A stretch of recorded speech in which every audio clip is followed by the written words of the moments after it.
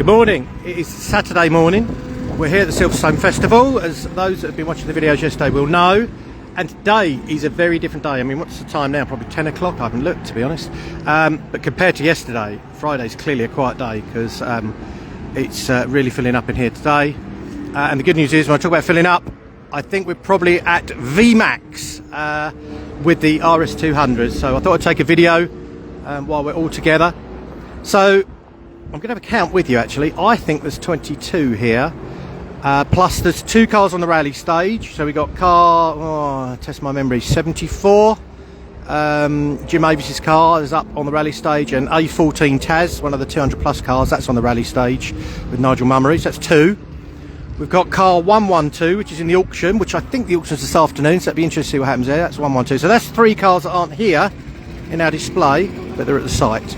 So Brian Bitteridge turned up this morning. This car's at lots of shows. The RS200's Club, he's a really big supporter of the RS200's Club. I think, I haven't seen a show that he's not at. I mean, this car is, it may be the only concourse RS200 actually does the concoursing and all that. Very, very, very, very clean car.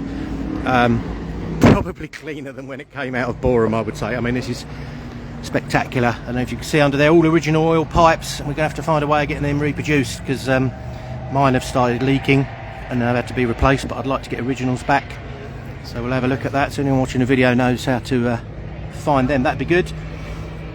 Lovely under there, beautifully detailed. I judged this last weekend down at Donington at the RS200's Club magazine, at the RS200's Club National Day. Really difficult to pick anything to knock him down on points for.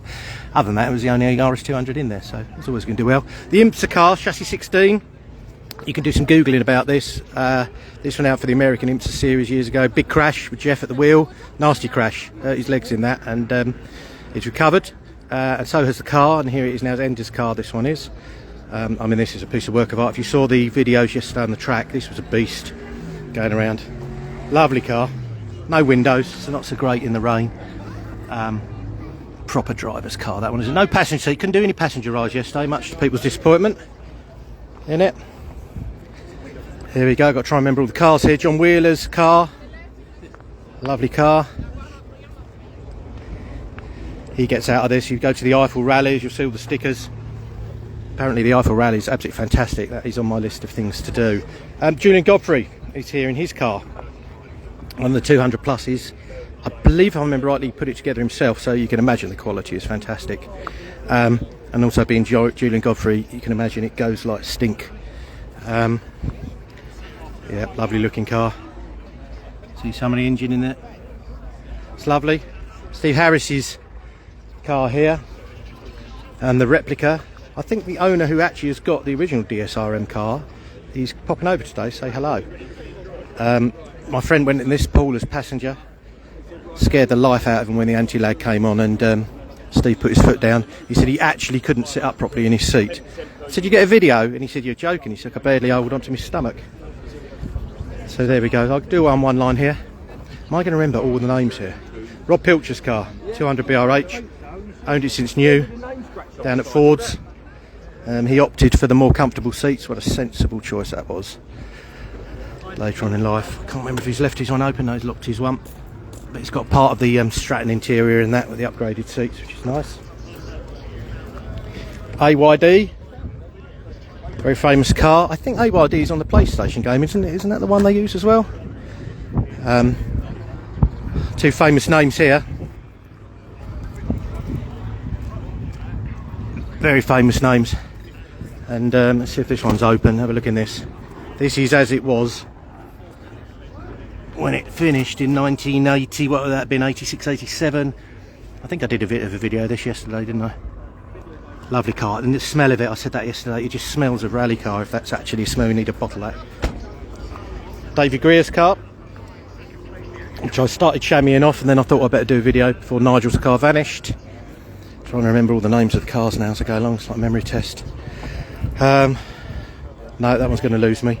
Evolution, CFG. Another lovely car. The red one, I mentioned yesterday, Ford did, they're all white gel coat underneath, but Ford, when they were trying to sell these things, speaking to Bob Howe, who was charged with selling them all, they said, oh, let's have 2 red, 2 black and 2 blue. And they went off to Stratton of Wilmslow to be turned into their colours. And that was just for Ford, really, thinking it might appeal to different people to do it. Subsequently, some other people had their cars painted before they bought them, but I think the original 2, 2 and 2 was how it started, and that is one of them. And Dave Seaton's owned that one since new. C2WF, don't see this one so often coming out, so it's lovely to see this one out. And these are chamois off as well, doesn't it? There's Nigel Mummery. Talk to Julian, and talk to John Wheeler as well. And if you want to do some googling about John Wheeler and his part in the RS200 programme, and if you are here, come out and have a chat to him, because John loves talking about 200s and he's got some fantastic stories here. Oh, boots coming open on this one. So we'll look-see. Nice, just as it should be. Puts my one to shame, actually. I need to time here. Ross's car. One of Ross's cars. His Evolution car. One of Nigel's other cars. C200 Rand. So that's about to go up to the rally stage in a minute. The plugs are a bit fouled. These cars don't like sitting around and poodling around. They like being given some beans. So we've just gone to get a battery pack for that, and that's going up to the rally stage because A45 Taz is playing up a little bit. My car, which we'll get the oil hose fixed on later, so I can drive home again on Sunday. So Jeff Page has brought me down a new oil hose. My wonderful wife Mandy has taken some oil round to Steve Groves, and Steve drove that up this morning for me. It's lovely. Bit of a car here. Now this is the Pikes Peak car. This is a piece of work. I don't know if you can see inside the dashboard here, but it is fantastic. Look at the width of them seats. It's not built for me, that. Lovely, lovely car. And this thing is noisy when it starts. Proper noisy. What else have we got here? This is what Ross calls his tarmac racer. Beautiful piece of engineering, slightly different from the configuration from normal, but essentially the same. I mean, it is an RS200 chassis that it all sits on. It's not a kit car. But you know, it's a point now. None of these are kit cars. Some of them are the original cars that Ford assembled, so they carry the Ford VIN plate. And then of course there's lots of spares at the end of the programme, so some people bought up cars in a box, as it were, so all genuine parts, and assembled them later. I call them 200 pluses. Some people call them bitses, but I think that's a bit, well, not rude, but a bit derogatory of them, because they're continuation cars. 200 pluses, they are 200s, they're not kit cars. It's just they weren't actually assembled by Ford, they were done after. Nice Evo there, William Arnold's Evo 200 RSE. Nice car. Apparently very difficult to drive on the road, Evos. I've not had the pleasure yet. That's Jeff Page's left elbow here. You can see him giving some advice to Jason. Both looking at talking cars, talking setups, talking ECUs, talking about what we did to my car. We put a life on my car, so it's got a life ECU on mine. Oh yeah. Well, mine's got the idle speed control valve back in now, isn't it? But the ECU makes the difference. That's why they start nicely now. Proper sequential. The Marlborough car, chassis 81, Ender's car. I mean, Google that, you'll see loads of photos of that. These cars got the biggest ears ever. It's just ridiculous. Scoops. Look, the whole inlet there for the intercooler has been raised up. Absolutely huge. Another car that's got a lovely interior. There we go. Look, let's see through here. Nice cockpit, very functional. I think that's got a sequential in it, I seem to remember. That was a little window. Okay, what we've got left. I hope someone's keeping count here. I think it was 22. URP.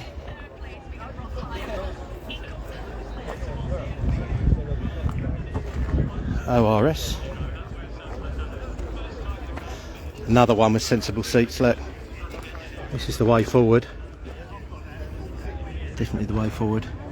I think, is this the one I drove yesterday? I can't remember, it's all getting a blur. I think it is. I think that was the one I drove yesterday. Mike Dewhurst's car. It just come out the engine shop. Jeff said, can you drive this one around the track, seeing as your one isn't going? Take it easy, it's only got 5 miles on the engine since it's been put back in, and it drove faultlessly.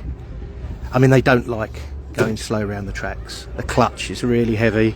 The engine wants to go, doesn't want to be poodled around in first and second gear, but the car was lovely to drive around. And I brought it back safe and sound. It might be news to the owner when he finds out. But no, it's a lovely car. SBA with the red traditional seats. Lovely when you're in them, but they do pinch you. And then what have we got here? Last, for no particular reason, Steve Groves, my saviour, brought up a My Oil this morning from Essex. Bought this one from new from Ford. Met Bob Howe, had a drive around the track, put his deposit down and ordered one all those years ago. So that's another one owner. So it's interesting, there's a few here. You've got I think 3 owners here that have all had them since new. Rob Pilcher, Dave Seaton and Steve Groves. There may be others, but I haven't got a script. I am just doing this as I see it. So there we go, that's the cars here on site today. So Nigel will be taking his one off up to the rally stage soon. Do go up there and go and see him for a demo drive. Well, you won't get the demo drive. I did blag a passenger ride with him once, that was a grin. Jim Avis is up there as well in 74.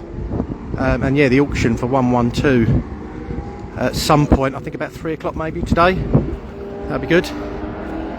And yeah, I'm not sure if we'll ever manage this again. That was hard work, but we've done it, and it's lovely to see all the owners chatting, passing experiences and stories and stuff like that. And you're going to get the public in now, aren't we? Lots of people coming over asking questions about the cars, which is fantastic to see. Hope you have a nice day. Pop over, say hello. Good to see you all. Take care. Bye.